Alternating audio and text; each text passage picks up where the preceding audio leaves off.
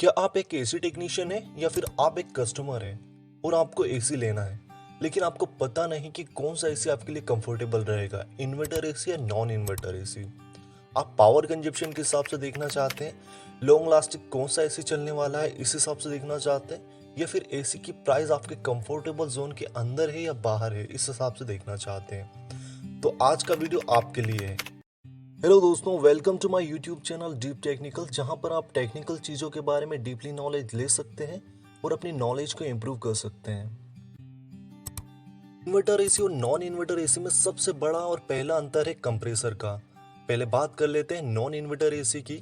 जो non inverter AC होते हैं उनके कंप्रेसर के अंदर एसी मोटर लगा होता है जो कि 2850 आरपीएम की कांस्टेंट स्पीड पर वर्क करता है, जो कि 50 हर्ट्ज पर चलती है और इसकी स्पीड को हम चेंज नहीं कर सकते हैं। लेकिन जो इन्वर्टर एसी होते हैं उनके कंप्रेसर के अंदर डीसी मोटर लगा होता है और ये कंप्रेसर वेरिएबल कंप्रेसर होते हैं जिनकी वैल्यू को हम बढ़ा या घटा सकते हैं हीट लोड के अकॉर्डिंग।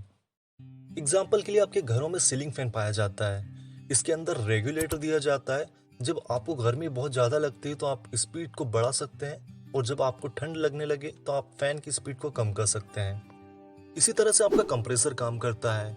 इसमें जो कंप्रेसर होते हैं इन्वर्टर एसी में वो वेरिएबल कंप्रेसर रहते हैं, ये ऑटोमेटिक अपनी वैल्यू चेंज करते रहते हैं। जब हीट लोड ज़्यादा रहता है तो ये स्पीड से चलते हैं, वैसे ही जब हीट लोड कम हो जाता है तो कंप्रेसर धीरे धीरे चलता है। यहाँ पर हीट लोड से मतलब कमरे के अंदर पाई जाने वाली गर्मी से है। इन्वर्टर और नॉन इन्वर्टर एसी में दूसरा और बड़ा अंतर होता है पावर कंजप्शन का।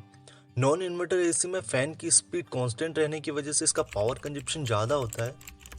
इन्वर्टर एसी में कंप्रेसर के अंदर जो पाई जाने वाली मोटर होती है वो कूलिंग के हिसाब से अपने आप को एडजस्ट करती है, वह डायरेक्टली बंद नहीं होती है। और इसीलिए नॉन इन्वर्टर एसी के कंपैरिजन में अगर इन्वर्टर एसी को देखा जाए तो इसका पावर कंजप्शन कम होता है, इसी वजह से बिजली बिल कम आता है।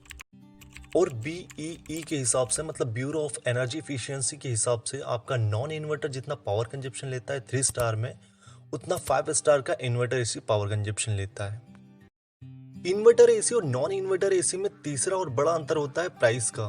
जो नॉन इन्वर्टर एसी होते हैं उनका कॉस्ट कम होता है, लेकिन जो इन्वर्टर एसी होते हैं उनका कॉस्ट काफ़ी हाई रहता है। इन्वर्टर एसी में हाई प्राइस होने की एक बहुत बड़ी वजह होती है इसके अंदर पाए जाने वाले इलेक्ट्रॉनिक्स कंपोनेंट, जिससे इंडोर पीसीबी, आउटडोर पीसीबी और इसमें ज़्यादा मात्रा में सेंसर लगे होते हैं।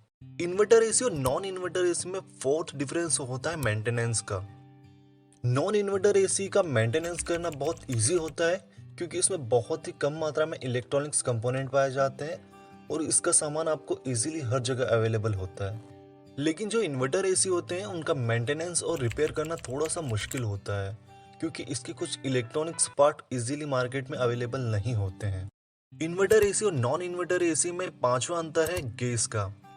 जो नॉन इन्वर्टर एसी हैं जो 2018 से पहले मैन्युफैक्चर हुए हैं उनमें R22 गैस पाई जाती है, लेकिन जो ये R22 गैस है ये ओजोन परत के लिए और इन्वायरमेंट के लिए दोनों के लिए हार्मफुल है, इसीलिए गवर्नमेंट ने इसे आने वाले टाइम में बैन किया हुआ है। और जो R22 गैस होती है वो लो फ्लेमेबल गैस होती है। लो फ्लेमेबल गैस मतलब जिसमें आग लगने के चांसेस थोड़े कम होते हैं। लेकिन अभी जितने भी नॉन इन्वर्टर एसी मैन्युफैक्चर हो रहे हैं उनमें R32 और 410 गैस पाई जाती है जो कि इन्वायरमेंट के लिए भी बहुत अच्छी है। लेकिन आपको इन्वर्टर एसी में 410 और R32 गैस ही मिलेगी जो कि इन्वायरमेंट के लिए अच्छी है, लेकिन ये हाई फ्लेमेबल गैस है जिसमें आग लगने के चांसेस बहुत ज़्यादा होते हैं। और जब भी इन गैसों को एसी के अंदर फिल किया जाता है तो इसमें सेफ्टी बहुत ज़रूरी है। इन्वर्टर एसी और नॉन इन्वर्टर एसी में छठवां अंतर होता है वारंटी का। जो नॉन इन्वर्टर एसी होता है उसमें आपको पीसीबी का वारंटी 1 ईयर का मिलता है और कंप्रेसर का वारंटी आपको 5 ईयर का मिलता है। लेकिन जो इन्वर्टर एसी होता है इसमें आपको पीसीबी का वारंटी 5 ईयर का मिलता है और कंप्रेसर का वारंटी 10 से 12 साल के बीच में मिलता है। ये तो हो गया इन्वर्टर एसी और नॉन इन्वर्टर एसी में अंतर। लेकिन अगर आप इन फ्यूचर एसी लेना चाहते हैं तो मैं आपसे यहाँ पर बहुत ही इंपॉर्टेंट पार्ट शेयर करना चाहूँगा कि जब आप एसी लेने जा रहे हैं तो उससे पहले डिसाइड कर ले कि आपको एसी लगाना कहाँ पर है।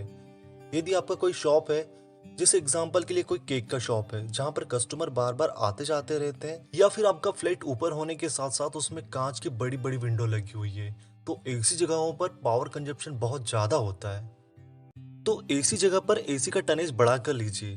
एग्जाम्पल के लिए आपके बेडरूम में आपके हिसाब से 1 टन के एसी की ज़रूरत है, लेकिन आपका एसी बहुत ज़्यादा हाइट पे है और आपकी विंडो कांच की है, तो एसी जगह पर पावर कंजप्शन बहुत ज़्यादा होता है, तो आप वहाँ पर 1.5 टन का एसी यूज़ कीजिएगा। तो आपको कूलिंग प्रॉपर मिलेगी और इन फ्यूचर एसी में ज़्यादा प्रॉब्लम नहीं आएगा। और साथ ही आप जब एसी लेते हैं तो उसका सर्विसिंग एक इम्पॉर्टेंट पार्ट है, तो आप उसका सर्विसिंग हर 6 मंथ में करवाइए। आई होप कि आज का वीडियो आपको अच्छा लगा होगा। अगर आपको वीडियो अच्छा लगा है तो आपके विचार हम तक कमेंट करके ज़रूर पहुंचाइए और चैनल को सपोर्ट करने के लिए लाइक और सब्सक्राइब ज़रूर करें। धन्यवाद।